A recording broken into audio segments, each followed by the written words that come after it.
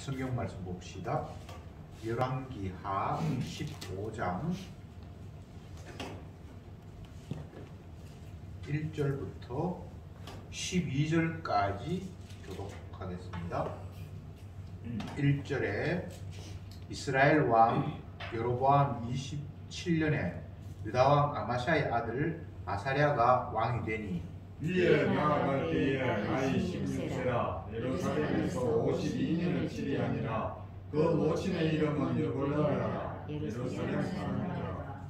아사랴가 그 부친 아마샤의 모든 행위대로 여호와 보시기에 정직히 행하였으나 오직 상당은 제하지 아니하였으므로 백성이 오히려 그 상당에서 제사를 드리며 언약하였고 여호와께서 왕을 치셨으므로 그 죽는 날까지 문둥이가 되어 별궁에 거하고 왕자 요담이 궁중 일을 다스리며 국민을 치리하였더라. 아사랴의 남은 사력과 모든 행한 일은 유다와 역대 지략에 기록되지 아니하였느냐. 아사랴가 그 열조와 함께 자매 다윗성에 그 열조와 함께 장사되고 그 아들 요담이 대신하여 왕이 되니라. 유다 왕 아사랴의 38년에 여로보암의 아들 스가랴가 사마리아에서 이스라엘 왕이 되어 6달을 치리하며 그 열조의 행위대로 여호와 보시기에 악을 행하여 이스라엘로 범죄케 한 느밧의 아들 여로보암의 죄에서 떠나지 아니한지라. 야베스의 아들 살롬이 죄를 모방하여 백성 앞에서 저 죽이고 대신하여 왕이 되니라. 스가랴의 남은 사적은 이스라엘 왕 역대 지력에 기록되니라.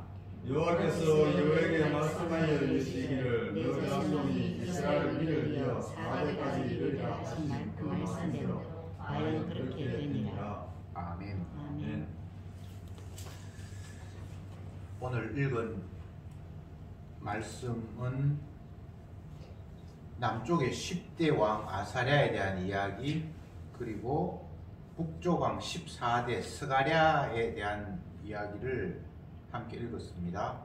먼저 남쪽 왕 아사랴에 대해서 말씀을 드린다면 그는 16살에 왕의 즉위를 했고 52년을 치리했다, 이렇게 성경이 기록하고 있습니다. 이게 아사랴는 역대기에 보면 이름이 좀 다르게 나와 있는데 우시야라고 이렇게 되어 있습니다. 그래서 같은 인물인데 이름이 좀 너무 달라서 혼란스러운데, 뭐 어쨌든 성경은 그 인물인데 이름이 전혀 다르게 기록되어 있습니다.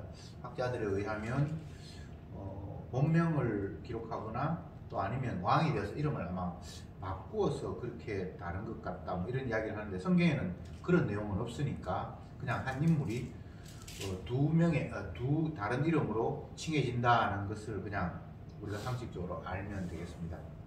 오늘 본문에 의하면 아사랴, 남쪽에 10번째 분열되고 난 뒤의 왕인데 16살에 왕위에 올랐다고 하니까 굉장히 이제 어린 나이잖아요.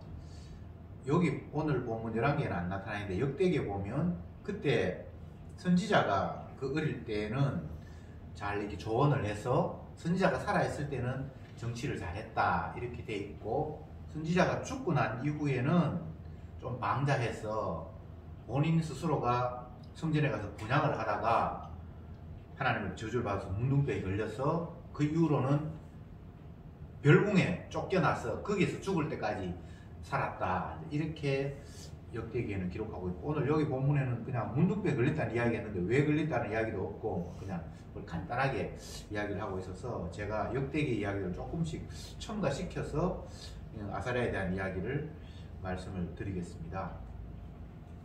52년을 치리한 왕은 두 번째로 긴 거예요. 므낫세가 지금 현재 여기 10대 왕이니까 14대에 가면 자기 손자의 손자에 가면 므낫세가 태어나는데 그 사람은 55년을 통치해. 그게 제일 이제 긴 통치 기간이고, 그보다 그다음 두 번째가 이제 이 52년 통치를 하거든요. 근데 이제 52년이라는 세월이 긴 기간 왕으로 있긴 했지만 문둥병에 걸려서는 이제 별궁에 쫓겨나서 아들이 대신 통치를 하니까 실제적으로는 52년을 통치하지는 못한 것으로 그리고 우리가 추측할 수 있습니다. 어쨌든 왕으로 재임한 기간은 굉장히 긴 사람인데 별 업적이 없어요.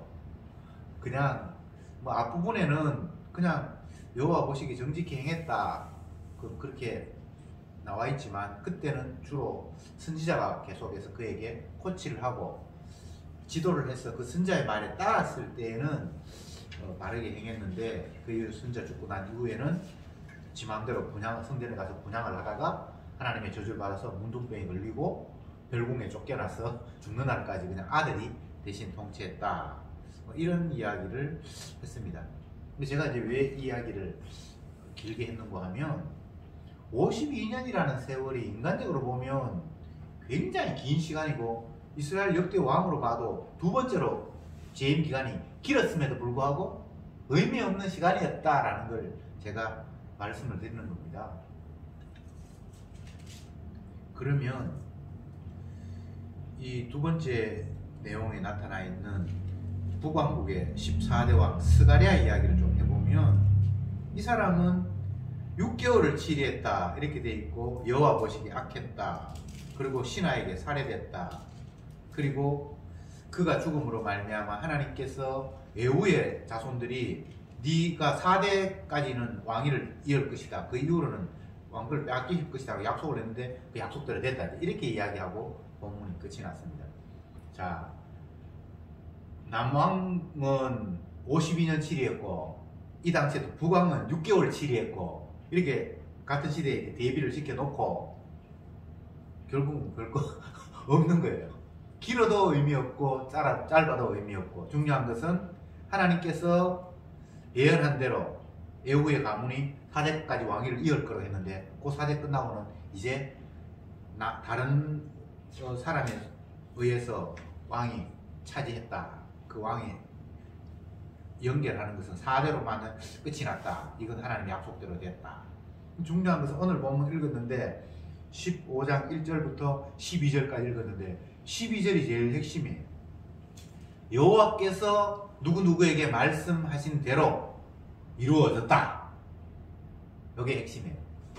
자, 한번 적어봅시다. 여호와가 말씀하신 대로, 말씀대로 이루어졌다. 세상은 다 여호와 하나님 말씀하신 대로 이루어집니다. 이거 외에 다른 거 없어요. 제가 창세기 이야기하면서 늘 말씀했잖아요. 하나님께서 빛이 있으라고 말씀하셨으니까 빛이 생겼다. 그 패턴이 요한계시록까지 그냥 쭉 연결된다고 생각하면 됩니다. 주님은 말씀하셨고 말씀하신 대로 성취되고, 근데 그 성취가 창세기 1장에서는 말씀하심과 동시에 즉각 성취된 것이 창세기 1장이라면, 나머지는 시기가 좀 길기도 하고 더 길기도 하고 그 차이만 있을 뿐이지, 패턴은 하나님은 말씀하셨고 결과적으로 세상은 그 말씀에 준해서 성취되었다라는 것이 성경 전체 이야기입니다. 오늘 15장 읽었는데 남쪽의 왕은 52년 통치했고 북쪽의 왕은 6개월 통치했는데 그게 중요한 건 아니고 결국은 하나님이 약속하신 대로 됐잖아 라고 딱 결론을 맺습니다. 이게 성경의 이야기예요. 굉장히 압축하면 단순하잖아요. 근데 이 단순함을 또 이렇게 늘리고 그 내용을 들여다보면 굉장히 다양한 모습들이 펼쳐지겠죠. 오늘 본문으로 이야기를 해도 간추리면 여호와 하나님께서 말씀하신 대로 되었더라 라고 요약할 수 있는데, 그걸 좀 펼쳐보니까 한 사람은 52년 동안 통치했는데 16살에 아버지가 죽어서 왕이 되었고, 그때는 너무 어리니까 선지자가 그때 누구였나 하면 스가랴 선지자입니다. 이 스가랴가 북쪽 왕도 스가랴인데 남쪽에 선지자도 스가랴입니다. 스가랴가 잘 지도를 해서 그때는 여호와 보시기에 정직하게 행했다. 그랬는데 그 스가랴가 죽고 난 이후에는 교만했다. 역대기에 보면 내용이 조금 더 많이 나와 있는데, 그때 스가랴 선지자가 어린 그 왕을 보좌하고 잘 권면했을 때 굉장히 나라가 강하게 됐어요. 블레셋을 정복했고 암몬에게 조공을 받았고 막 좀 한때 좀 잘 나갔어요. 그랬는데 죽고 나니까 자기가 나라를 좀 확대하고 강하게 했다라는 그런 자부심이 있어서 그런지 몰라도 성전에 가서 지가 분향을 하려고 제사장이 막 말리는데 뿌리치고 하다가 결국 문둥병이 걸리고 별궁에 쫓겨나서 죽을 때까지 문둥이로 살다가 끝났다 이렇게 돼 있거든요. 그러니까 내용을 간추리면 하나님의 말씀대로 되었다라는, 그 사람도 하나님의 말씀대로 된 거예요. 근데 조금 내용을 보면 뭐 이런 거 저런 거 있잖아요. 있어 본들 그게 그냥 하나님의 말씀대로 된 거예요. 제가 지난주에 이 본문을 이야기하면서 열왕기들의 내용은 한마디로 요약을 하면 호세아 13장 11절에 나타나는 내용, 여호와께서 분노함으로 그들에게 왕을 주었고 진노함으로 패하였다, 이 한마디로 정리할 수 있다, 제가 그렇게 말씀을 드렸잖아요. 그러니까 이스라엘이 왕이 세워진 것이 백성들의 욕심, 우리도 다른 나라처럼 왕이 있었으면 나라가 좀 안정할 텐데요, 안정을 유지할 텐데요 라는 그 인간의 욕심을 하나님이 화가 나서 그래? 그러면 너희 원하는 대로 한번 해봐 라고 시작된 것이 이스라엘의 왕조잖아요.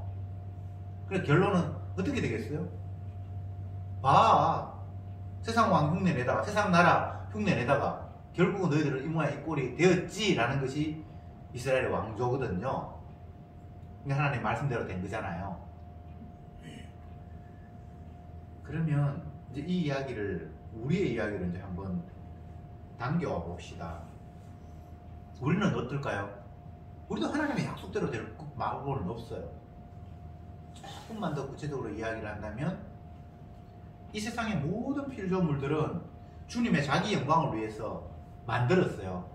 그리고 어떤 사람은 주님의 사랑과 긍휼, 용서가 어떤 것인가를 보여주는 그릇으로 이 땅에 만들어서 활동하고 있고, 어떤 사람은 주님의 진노가 얼마나 무서운가를 보여주기 위해서 한평생을 사는 사람이 있고, 이 두 가지 말고는 다른 의의는 없습니다. 인간 개인이 뭐 어떻게 잘해가지고 복 받고 못해서 벌 받고 이런 게 아니에요. 하나님의 사랑을 보여줄 그릇과 하나님의 분노와 진노를 보여줄 그릇, 두 그릇 말고는 없어요. 이게 성경의 이야기란 말이죠. 나 스스로에게 자꾸만 주목하게 된다면 하나님의 뜻, 주님의 시선, 주님의 계획, 언약이죠? 그것과 점점 더 거리가 멀어져요. 나에게 집중한다면. 그러나 주님의 약속에 집중하면 반대로 내게 그 삶이 별로 의미가 없어요. 뭐 52년 살았던 6개월 살았던 큰 의미가 없습니다. 하나님의 말씀대로 되었던 것 뿐이에요. 그리고 우리는 우리의 삶을 살아가면서 뭐 70년 사신 분도 있고 50년, 60년 사신 분도 있는데, 길게 살았든 짧게 살았든 아니면 이런 일이 벌어졌든 저런 일이 벌어졌든 내한테 사실 별로 집중할 만한 게 의미가 없어요. 내 스스로 생각해 볼 때 그 일은 참 괜찮았다, 그건 나 후회가 없어. 또 어떤 일을 보면 그건 내가 그때 그렇게 안 했으면 참 좋았을 텐데, 뭐 이런 내 입장에서는 그런 생각이 있을 수 있잖아요. 근데 언약의 관점에서 아무 의미가 없는 거예요. 하나님의 약속하신 대로 그냥 우리는 살려질 뿐이에요.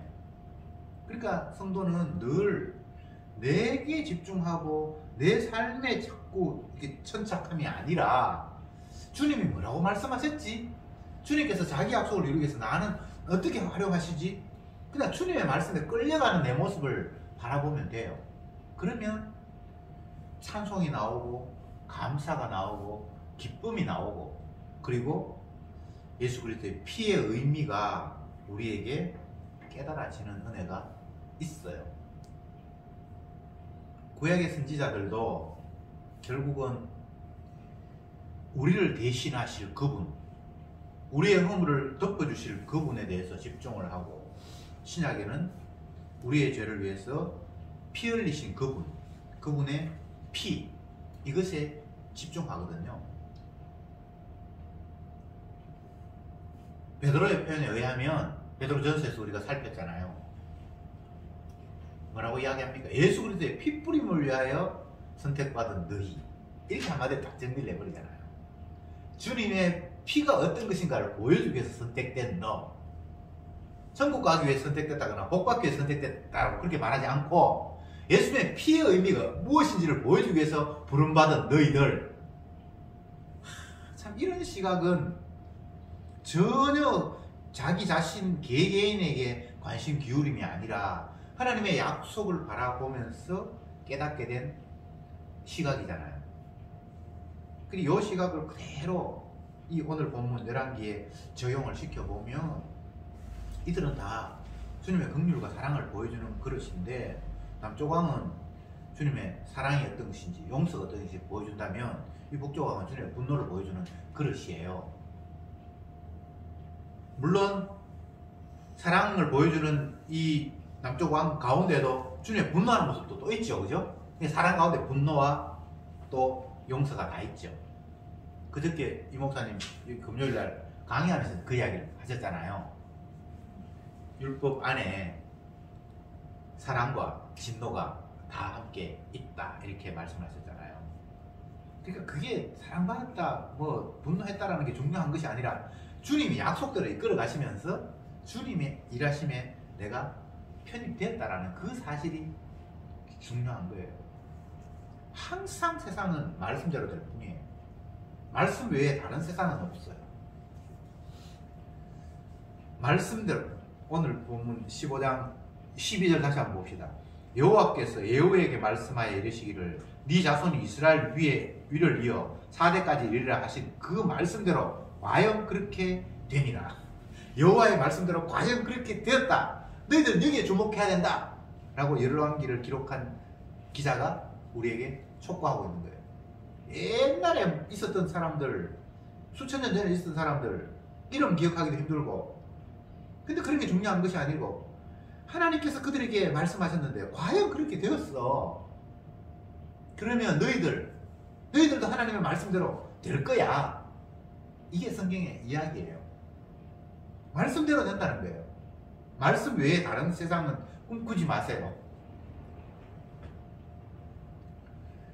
그저께 부산에 계신 성도님이 이 목사님 성경 공부 참석하겠다고 조금 미리 오셔서 뭐 대화를 잠깐 하다가 이 목사님 모시러 갔는데 그게 권사님 한 분이 이런 질문을 했어요. 자기는 올 4월달부터 그 이 목사님 사이트 찾아서 발견하고 뭐 성경 공부를 부산 공부를 4월달부터 참석해가지고 지금 뭐 몇 개월 됐다. 그러면서 이제 막 복음이 조금씩 들려져서 너무너무 기쁘고 즐겁다 그렇게 이야기를 하면서 목사님은 이 목사님 만나신 지 얼마나 됐어요? 그렇게 해서 제가 대학원 입학하면서 91년에 이 목사님 처음 만났습니다. 와 정말 세월이 기네요. 그러면서 자기의 그 짧은 그 기간과 저의 긴 기간을 이렇게 자기 스스로 비교하면서 목사님 참 행복했겠습니다. 좋겠습니다. 라고 그렇게 말씀을 하시고 자기는 너무 아쉽다고 조금 일찍 만났으면 좋았을 텐데 뭐 그런 말씀을 하셨어요. 그래서 제가 얼른 말씀이 떠올라서 성경에는 먼저 된 자가 나중 되고 나중 자가 먼저 된다는 말씀이 있습니다. 그런 거 아무 의미가 없습니다. 주님이 권사님을 부른 때 올 4월은 하나님의 신집에서는 가장 적절한 때입니다. 주님은 바보가 아닙니다. 손해보는 장사하시는 분이 아닙니다.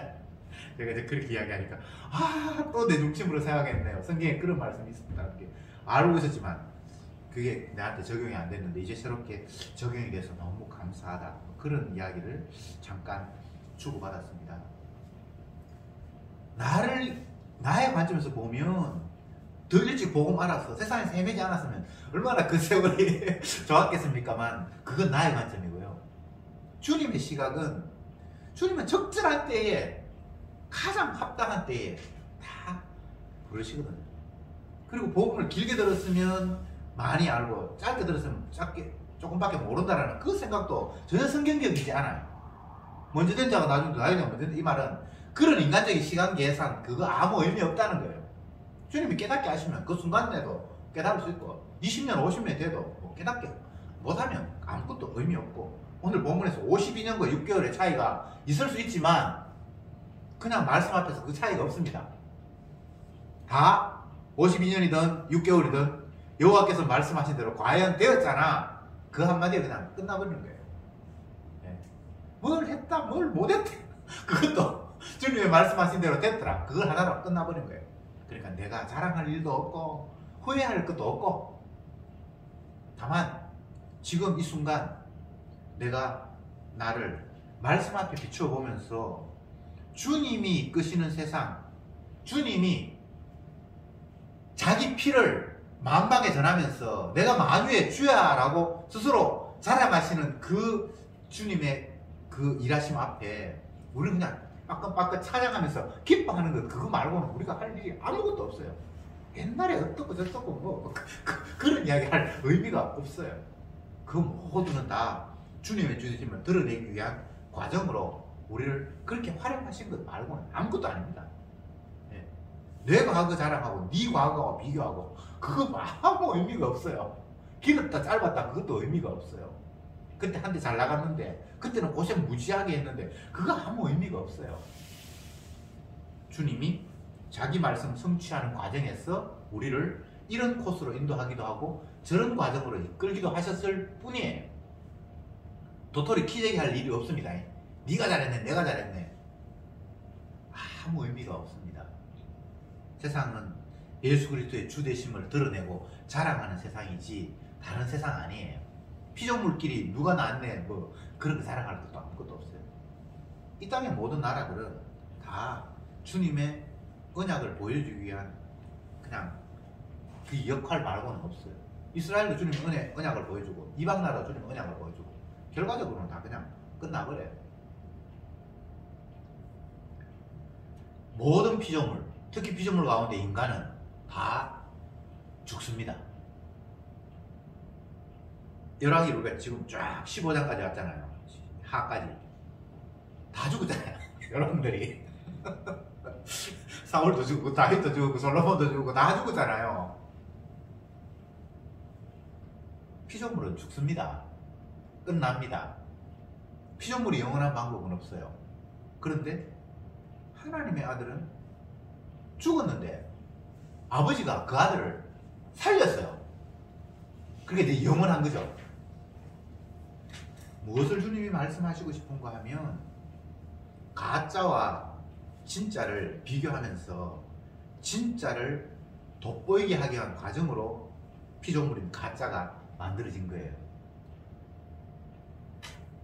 창세기에서 하나님께서 흙을 빚어서 아담을 만들었고 생명을 그에게 불어넣어서 사람이 되게 했다 이렇게 말씀하셨잖아요.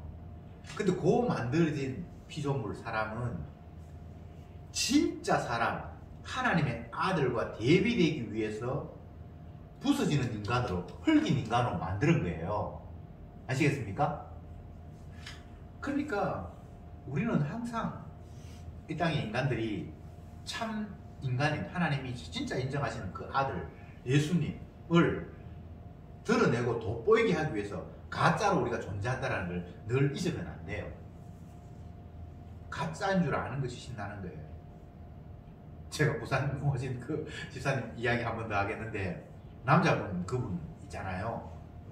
그분은 부인이 먼저 복음을 깨닫고 하도 부인이 별나게 설치고 하니까 이제 끌려가가지고 이제 부산 공부도 한번 오고 뭐 대구 공부도 한번 오고 이번에는 이제 약간 끌려오는데 이제는 약간 자발성도 좀 있고 근데 그 부인 권사님이 자기 남편을 이야기하면서 우리 남편이 너무나 놀라운 이야기를 했어요. 야, 내가 그동안 신자인 줄 알았는데 가짜였구나 그 이야기를 했다는 거예요. 얼마나 놀라운 고백입니까? 그 사람만 가짜가 아니고요. 모든 인간 다 가짜예요. 예수님이 참이잖아요. 가짜인 줄 알았다라는 것이 복이잖아요. 그게 은혜가 임한 거거든요. 사람들은 자기가 엉터리라고 이야기하면 굉장히 화를 내요. 너 신앙인 아니야. 내가 보니까 너 예수 못 믿네. 이렇게 이야기하면 너무너무 화를 내고 분노하는데 정작 주님의 은혜가 그에게 임하면 자기가 가짜인 줄 알아요. 자기가 신앙이 이게 엉터리, 이게 신앙도 아닌 줄 알아요. 그게 참 신앙이에요. 참 이런 모습이 없다, 그죠?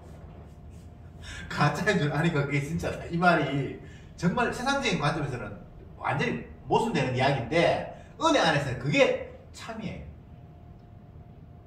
이게 성경에 나타난 성도들 한번 보세요. 자기 자신을 죄인이라 그러고 자기는 아무것도 아니라 그러잖아요. 내가 뭐 선을 행할 수 있다고 개코나. 나는 뭐 태어날 때부터 악해가지고 평생 악밖에 멋져지는다라고 이야기를 하고 있고 뭐 다 그런 이야기예요. 다 그런 고백이에요. 나 신앙조차라 나를 본받아 이런 사람이 한 사람도 없어요. 다 자기는 죄인 중에 개수고 태생부터 나는 막 걸러 먹었고 나는 아니다. 세례요한 얼마나 훌륭합니까? 나는 아니요. 내 뒤에 오시는 이요. 이렇게 한마디로 정리하잖아요. 근데 그게 자기가 좌절입니까? 아니잖아요. 기쁨으로 진리를 알았기 때문에 나는 아니고 내 뒤에 오시는 이가 참입니다라는 소리를 할 수 있었잖아요. 참 이 놀라운 은혜와 복음. 성경은 늘 그런 관점을 우리에게 비춰주고 있는데 은혜가 임하지 않으면 그런 관점이 아니라 아이고 이 사람은 이렇게 하니까 잘못됐네. 아니 난 이런 삶은 살면 안 되겠다. 요거 고쳐야지. 계속 자기에게 집중해요. 말씀대로 됐다라는 주님의 언약으로 시선이 가는 게 아니라 은혜가 없으면 계속해서 이렇게 하면 내가 안 되는데 문둥병 걸리면 안 되지. 그럼 문둥병 안 걸리면 어떡할까? 나는 제사장이 지내는 그 성도에 함부로 가서 내가 분양하는 그 따위 짓은 안 해야지. 뭐 성도 같으면 목사님이 오로지 할 수 있는 이 영역을 내가 타치하면 안 되지. 뭐 이런 식으로 성경을 엉뚱하게 흘러가 버린단 말이죠. 그게는 언약도 없고 지잘되려고 하는 내가 안 다치고 복 받으려고 하는 그 내 이기심 말고는 아무것도 그게 드러난 게 없잖아요. 그게 마귀의 전략이거든. 성도가 고난받고 주님 앞에 혼나야 되면 혼나는 게 사랑 안에 있는 거예요. 욥을 보세요.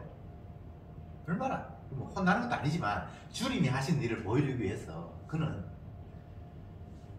아들, 딸 10명 하루아침에 다 죽고 우리는 상상할 수 없는 일이잖아요.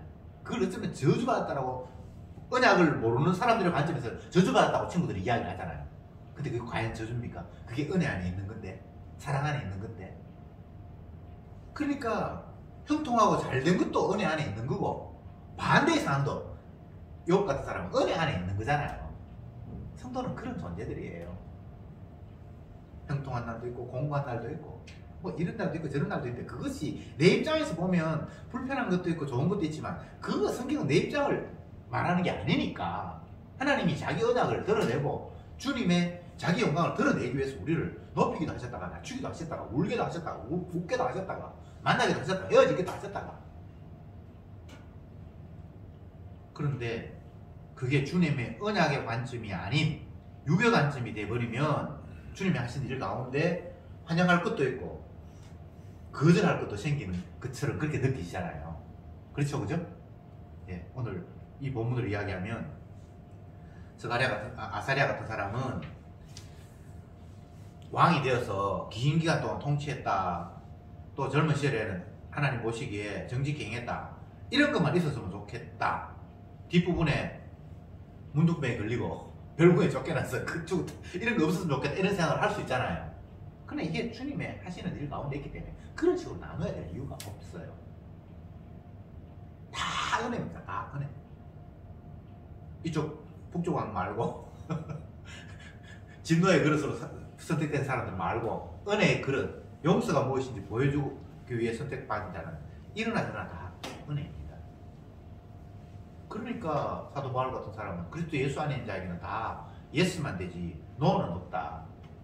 풍부에 취할 줄도 알고 빈곤에 취할 줄도 알고 이러나 저러나 그게 다 주님이 하신 일이다. 욥이 이렇게 되든 저렇게 되든 그게 주님의 주되심을 드러내는 과정에서 그는 당연히 겪어야 할 일. 오늘 말씀 보면 여호와께서 말씀하신 대로 이루어졌다는 걸 보여주기 위한 그런 삶. 이게 얼마나 감사한 일입니까? 주님이 자기 자신의 주되심을 드러내기 위해서 나를 활용하고 있다는 게 얼마나 귀한 일이에요.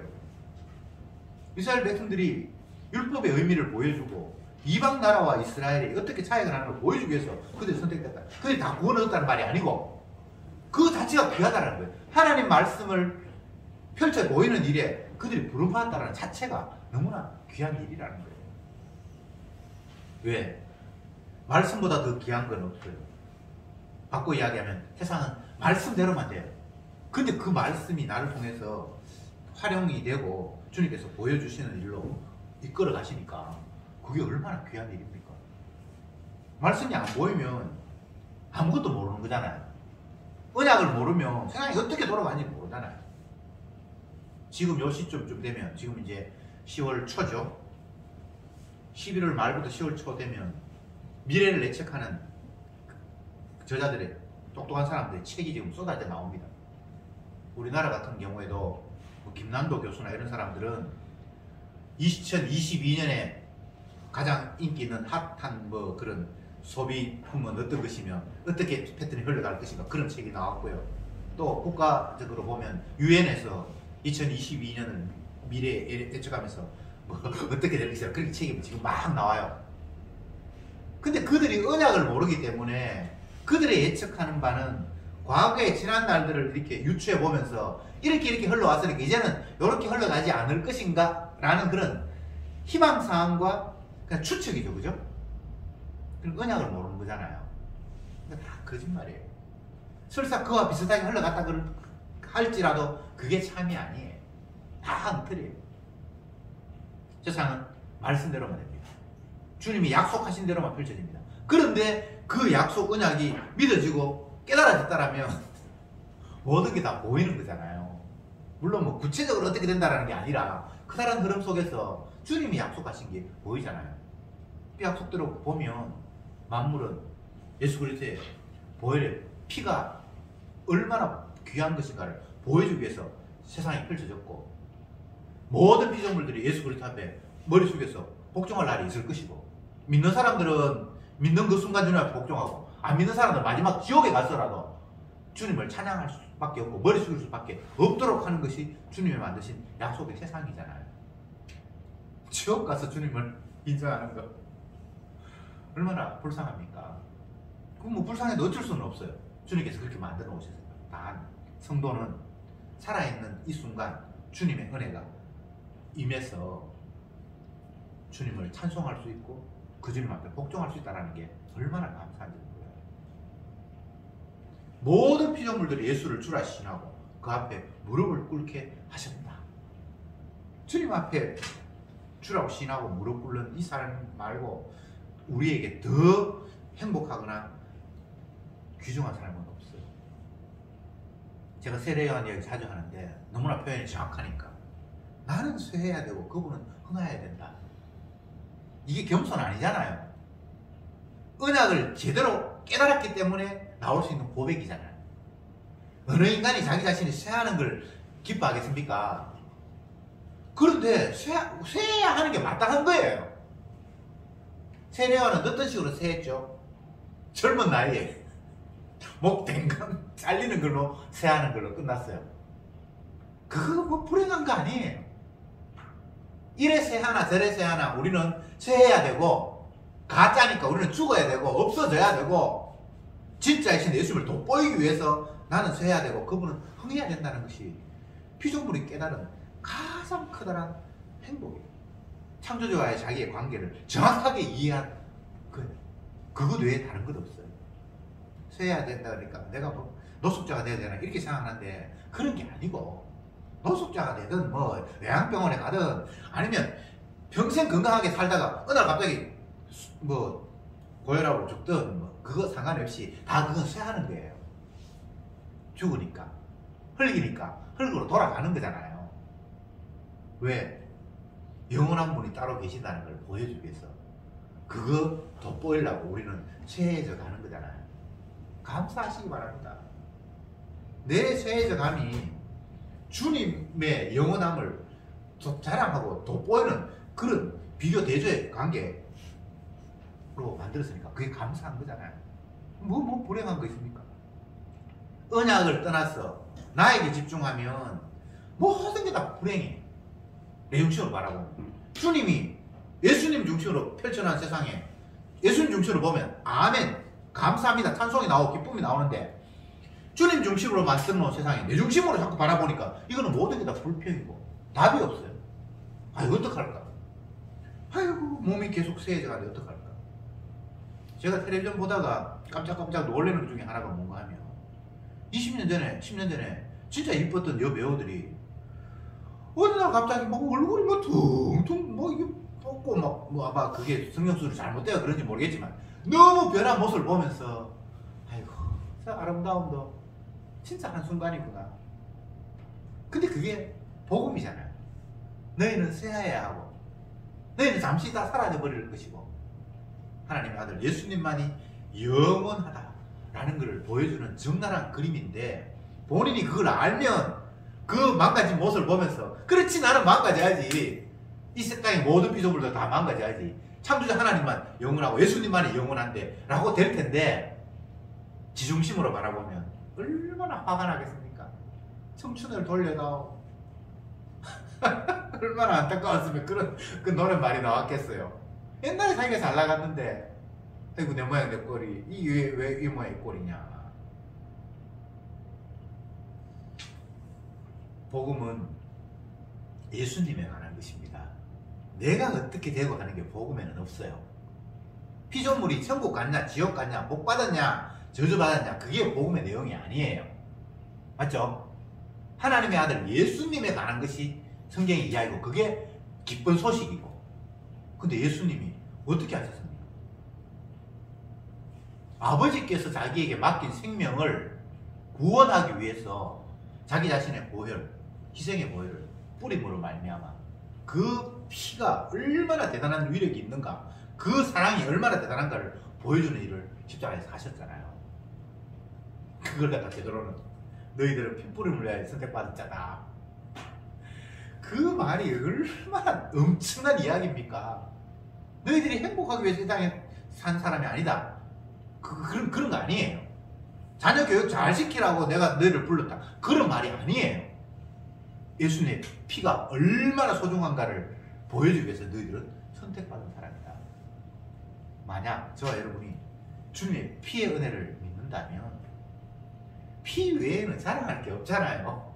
그거 말고는 우리가 다른 소망이 있을 수 없잖아요. 아들 잘 되고 몸 건강하고 직장생활 뭐 문제가 없다. 그러면 그게 주님을 영화롭게 할 수 있습니까? 그거는 주님을 영화롭게 하는 방법이 아니에요. 내가 허물어지고 부서지면서도 영원히 변치 않는 주님의 사랑이 있고 나는 죄인인데 이 더러운 죄를 예수님의 피가 덮고 있고 나는 피를 자랑하라고 피가 얼마나 소중한 일을 자랑하라고 주님의 피가 나를 덮쳐왔고 그러면 그 피 자랑하면 그는 피조물로서 하나님을 영화롭게 하는 자리에 있는 겁니다. 기도합시다.